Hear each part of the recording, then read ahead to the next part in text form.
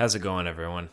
Today I want to show you a few tricks that can help improve your videos, and today specifically I want to focus on the zoom transition. So here's a video I did a couple weeks back, and we'll sort of go through the technique to create this transition and help you improve some of your videos. Check it out here.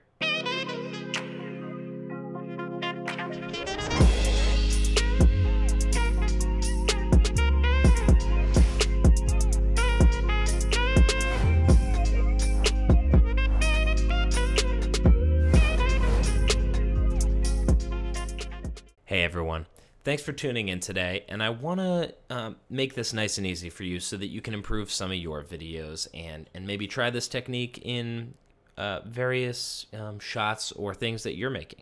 So here's the trick we're going to learn today. Have a quick look at the specific one. Okay, so the key, if we watch it back, is right here. This cut. Okay, so let me show you how to do it.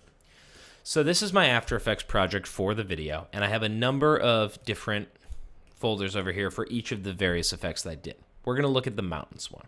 So we have got the zoomed shot, which is the mountains, and the wide shot, which is from inside of the Ferris wheel. Okay, so let's go ahead and we'll start with the zoom shot. Let's create a sequence with it. Find the part we want to use, which is just this beginning part. We'll go about 3.5 seconds in, I want to say. Option, right bracket, that'll cut for us, okay?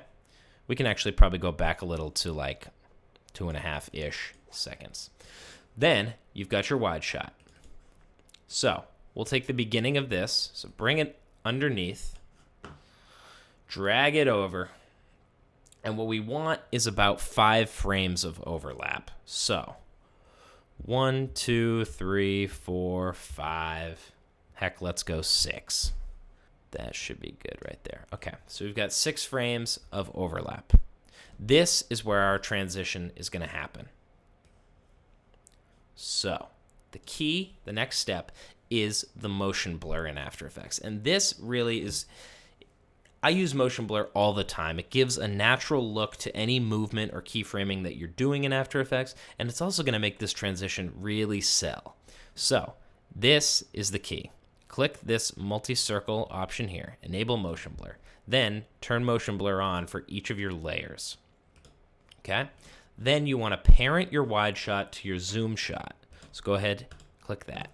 Great. Before we actually dive into the zoom shot, we need to just make sure that our wide shot is lined up properly with the mountains in our zoom shot. So quickly lower your opacity on the zoom shot to about 50 so you can see everything here. Then take your wide shot and scale it up so that the mountains in the background line up. So we're going to want to go to about 300%. Those mountains are sort of starting to line up in the background. Now, obviously, they're not the exact same place on the mountains, but this effect should work regardless. And you can take whatever building or whatever static object you're building your zoom transition off of and sort of line those up in the background. They don't have to be exactly perfect.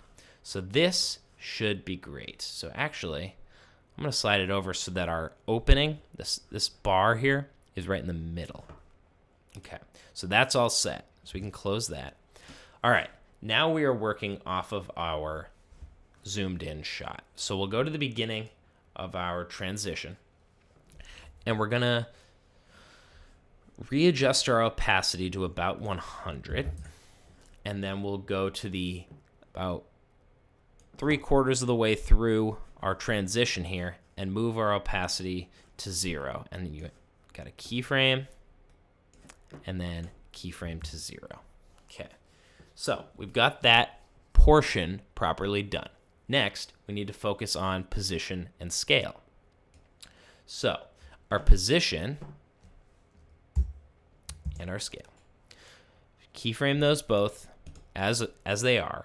And then as we work through the transition, we obviously need to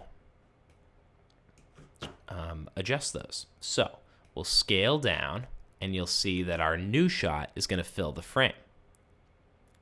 Make sure that you have enough room on all sides to actually show your shot. You don't want it cut off. Over here, it's a little close. So we'll go to 36. Okay, so you see how that's working?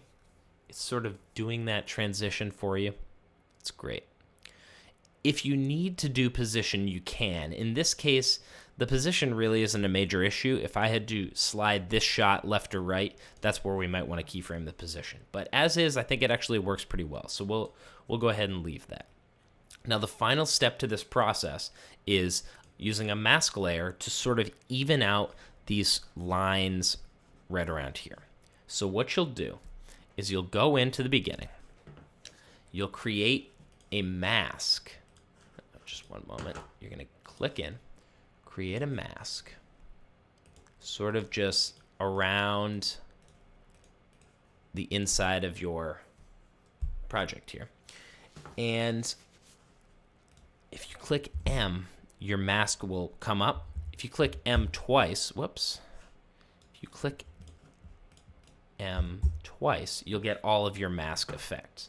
Now, the effects that we want to keyframe here would probably be mask expansion, which we're going to want to turn up so it fills the frame. We're going to want to feather to, it's hard to know exactly, you have to play with it, but let's go with about 130, 150 here. Whoops, I'm all over the place. 130. Okay, so that'll feather everything out. And then we want to, as we come, lower our mask expansion. So at this point, we don't even need the mask to show up. And you can see how that feather's working very nicely. And that should do the trick. So you'll sort of see, and you can play with this. You'll notice here, the expansion works great. Here, you're still seeing lines. So in the middle, you may need to adjust. That looks good, and there. So if you watch quickly, we're pretty close. Now, there is one issue for this particular effect, and it's the center beam.